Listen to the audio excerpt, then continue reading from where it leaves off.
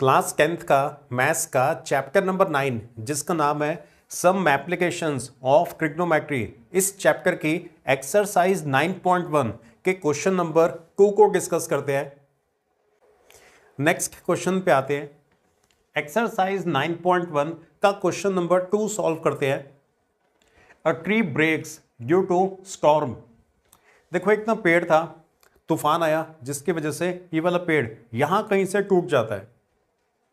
And the broken part bends so that the top of the tree touches the ground making an angle of 30 degree with it. अब जब तूफान की वजह से ये वाला पेड़ यहां से टूट जाता है तो जो ऊपर वाला हिस्सा है ना, ये ऊपर वाला हिस्सा बेंड होकर नीचे की तरफ गिर जाता है। देखो, यहां से पेड़ टूटा तो जो ऊपर वाला हिस्सा था, ऊपर वाला हिस्सा जब ऐसे नीचे गिर गया तो top of the tree touches the ground.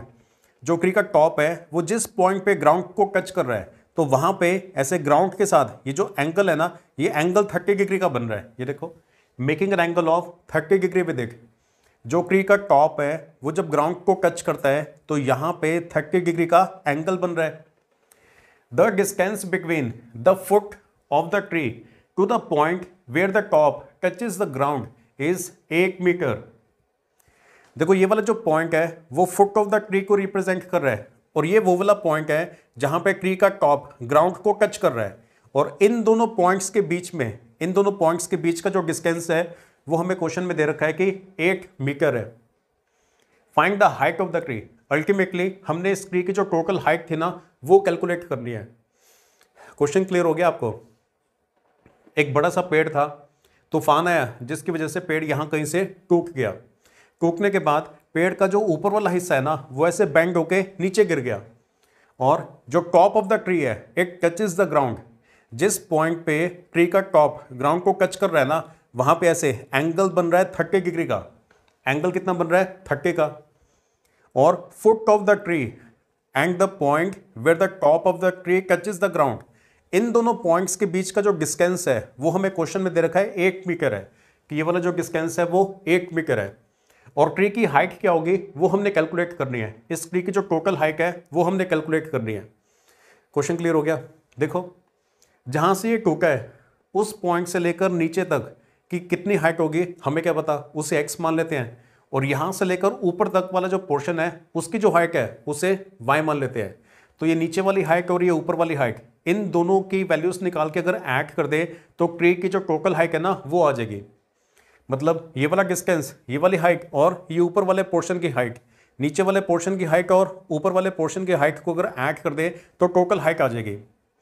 अब एग्जाम में ये वाला क्वेश्चन आएगा तो आप इस तरह से ऐसे ट्री थोड़ी बनाओगे, आप सिर्फ एक स्ट्रेट लाइन बनाओगे। स्ट्रेट लाइन ही ट्री को रिप्रेजेंट करेगी।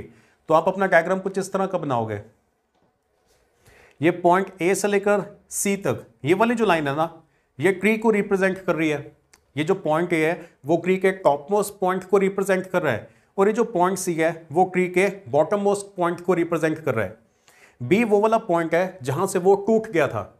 तो जो नीचे वाला हिस्सा है, नीचे वाले हिस्से की लेंथ को हम x मान लेते हैं और बी से लेकर ए तक ये जो ऊपर वाला हिस्सा है इसकी लेंथ को हमने y मान लिया। इतना क्लियर हो गया? ये देखो, ये जो आपका ट्री था ना जहां से ये टूटा है उस पॉइंट से लेकर नीचे तक की जो लेंथ थी उसे हम x मान रहे हैं और इस पॉइंट से लेकर ऊपर तक की जो लेंथ है उसे y मान रहे हैं। तो x और y की वैल्यूज निकाल लेते हैं, दोनों को ऐड करेंगे तो हाइट ऑफ द ट्री आ जाएगा। एक और बात, ये वाला डिस्टेंस अगर y है तो ये वाला डिस्टेंस भी y ही होगा, क्योंकि यहां से टूटने के बाद ये जो ऊपर वाला पोर्शन है वही तो ऐसे नीचे की तरफ गिर गया था। तो ये वाली लेंथ अगर y है तो ये वाली लेंथ भी y ही होगी। ये वाला हिस्सा जब ऐसे नीचे की तरफ गिरा तब ये पॉइंट है ऐसे नीचे आके ग्राउंड के साथ टच हो गया था और यहाँ पे 30 डिग्री का एंगल बन रहा है और ये वाला डिस्टेंस 8 मीटर है। एंगल 30 का बन रहा है और डिस्टेंस 8 मीटर है, ये हमें क्वेश्चन में गिवन था। तो डायग्राम क्लियर हो गया आपको? अब क्या करना है वो भी क्लियर हो गया ना। x की वैल्यू निकालनी है और y की वैल्यू निकालनी है। जब आपके पास x और y की वैल्यूज आ जाएंगी, दोनों को ऐड कर देना है तो टोटल ट्री की हाइट आ जाएगी। अब ट्रायंगल के अंदर अगर आपको एक भी साइड पता है और एक भी एंगल पता है तो इस इंफॉर्मेशन को यूज करके आप ट्रायंगल की जो बाकी की जो साइड्स है ना उनकी लेंथ आसानी से कैलकुलेट कर सकते हो। देखो, ट्रायंगल के अंदर 3 साइड्स होती है ना, एंगल के जो सामने वाली साइड है उसे बोलेंगे परपेंडिकुलर। तो ये वाली जो साइड है ये हमारा परपेंडिकुलर है, यहाँ पे एंगल 90 का होगा। 90 के जो सामने वाली साइड होती है वो हाइपोटेन्यूज होती है, तो ये ए बी ये हाइपोटेन्यूज है। और जो नीचे वाली साइड है जो रह गई है ये तीसरी साइड ये बेस है।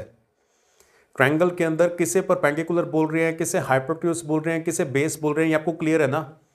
एंगल के सामने वाली साइड ये होती है परपेंडिकुलर, यहाँ पे 90 का एंगल बन रहा होगा ना, तो 90 के सामने वाली साइड ये हाइपोटेन्यूज है और ये जो नीचे वाली साइड है ये हमारा बेस है। अब देखो बेस हमें दे रखा है और पहले हम x निकालना चाहते हैं, मतलब बेस हमें दे रखा है और परपेंडिकुलर हम कैलकुलेट करना चाहते हैं। तो रफ में आपने ये लिख लेना है, पंडित बद्री प्रसाद हर हर बोले सोना चांदी तोले। बेस हमें दे रखा है और परपेंडिकुलर हम कैलकुलेट करना चाहते हैं, तो मतलब कैन को यूज करना पड़ेगा। कौन सा ट्रिग्नोमेट्रिक रेशियो यूज करना है ना, वो बाय कॉमन सेंस पता चल जाता है। परपेंडिकुलर की लेंथ हम कैलकुलेट करना चाहते हैं, बेस की लेंथ हमें दे रखी है, तो ये देखो ना टैन के अंदर परपेंडिकुलर और बेस दोनों आते हैं। परपेंडिकुलर हम कैलकुलेट करना चाहते हैं, बेस की वैल्यू हमें दे रखी है, तो टैन यूज करना पड़ेगा। तभी हमने लिखा है अपने आंसर में इन ट्रायंगल एबीसी, इस वाले ट्रायंगल की बात कर रहे हैं, टैन ऑफ 30 डिग्री, एंगल 30 है ना, तो टैन 30, टैन होता है परपेंडिकुलर अपॉन बेस। एंगल के सामने वाली साइड ये परपेंडिकुलर है बी से लेकर सी तक, तो परपेंडिकुलर की जगह पे आएगा बीसी। ये जो नीचे वाली साइड है ये बेस है ए से लेकर सी तक, तो बेस की जगह पे आएगा AC। अब वैल्यूज पुट करते हैं। tan 30 की वैल्यू होती है 1/√3। आपको साइन कॉस टैन इनकी वैल्यूज अच्छे से याद होनी चाहिए। अगर आपको वैल्यूज अभी याद नहीं है तो याद कर लोगे तो फायदे में रहोगे, अदरवाइज आप वो ट्रिग्नोमेट्रिक टेबल बना लिया करो, उसमें से वैल्यूज देख लिया करो। तो tan 30 की वैल्यू होती है 1/√3। BC हमने x माना हुआ है, ये देखो BC हमारा x है और AC की वैल्यू क्वेश्चन में दे रखी थी 8। रीअरेंज करते हैं इसको, इस 8 को आप इधर भेज दो, तो यहां से x की वैल्यू आ जाती है 8/√3 मीटर। x की वैल्यू आ गई। अब आगे चलते हैं, y की वैल्यू कैलकुलेट करते हैं। डायग्राम हमने दोबारा से बना दिया और ये भी लिख दिया, पंडित बद्री प्रसाद हर हर बोले सोना चांदी तोले। अब हम y की वैल्यू निकालना चाहते हैं। जहां पे 90 का एंगल होता है उसके सामने वाली साइड ये हाइपोटेन्यूज होती है और ये जो नीचे वाली साइड है वो बेस है। तो हाइपोटेन्यूज हम कैलकुलेट करना चाहते हैं और बेस की वैल्यू हमें दे रखी है। अब ध्यान से देखो, बेस और हाइपोटेन्यूज हम निकालना चाहते हैं, बेस की वैल्यू हमें दे रखी है, तो कॉस को यूज करना पड़ेगा क्योंकि कॉस के अंदर बेस और हाइपोटेन्यूज दोनों आते हैं। तभी हमने लिखा है इन ट्रायंगल एबीसी cos 30। अब की बार कॉस को यूज कर रहे हैं। कॉस होता है बेस अपॉन हाइपोटेन्यूज। बेस हमारा है ए से लेकर सी तक, AC, और हाइपोटेन्यूज है AB। तो बेस की जगह पे AC आएगा, हाइपोटेन्यूज की जगह पे AB आएगा। अब cos 30 की वैल्यू होती है √3/2। तो cos 30 की जगह पे √3/2 पुट किया। AC की लेंथ हमें दे रखी है 8 है, तो AC की जगह पे 8, AB हमने y माना हुआ है। देखो AC की जगह पे 8 और AB हमने y माना हुआ है। यहाँ पे क्रॉस मल्टीप्लाई किया तो y√3 = 16, यहां तक आप पहुंच जाओगे। ये √3 y के साथ मल्टीप्लीकेशन में है, इस तरफ आएगा तो डिवीजन में आ जाएगा, तो यहां से y की वैल्यू आ रही है 16/√3 मीटर। क्लियर हो गया। कॉस यूज करना है बेस और हाइपोटेन्यूज को यूज करने के लिए, तो यहां से हमारे पास y की वैल्यू भी आ गई है, x की वैल्यू भी आ गई है, y की वैल्यू भी आ गई है। लेकिन हमने तो ट्री की हाइट कैलकुलेट करनी थी ना, तो x और y दोनों को ऐड करना पड़ेगा, तब जाके हाइट ऑफ द ट्री आएगा। तो अगले स्टेप पे आते हैं। Height of the tree = AB + BC। ये देखो AB + BC, इन दोनों को ऐड करना है। तो x और y इन दोनों को आपने ऐड करना है। x की जगह पे x की वैल्यू पुट करी है, y की जगह पे y की वैल्यू पुट की है। अगले स्टेप में आपने एलसीएम लेना है। डिनोमिनेटर सेम है ना, देखो यहां पर भी √3 है, यहां पर भी √3 है। जब डिनोमिनेटर सेम होता है तो न्यूमरेटर्स डायरेक्टली ऐड हो जाते हैं, तो एलसीएम में आपने न्यूमरेटर्स को डायरेक्टली ऐड कर देना है। 8 + 16 = 24, तो वैल्यू 24/3 आ रही है, 24/√3 आ रही है। डिनोमिनेटर में स्क्वायर रूट नहीं होना चाहिए। यहां पे देखो अंडर का साइन डिनोमिनेटर में है ना, तो आपको इसे ठीक करना पड़ेगा, रैशनलाइज करना पड़ेगा। तो अगले स्टेप में 24/√3, ये देखो 24/√3 को रैशनलाइज कर रहे हैं।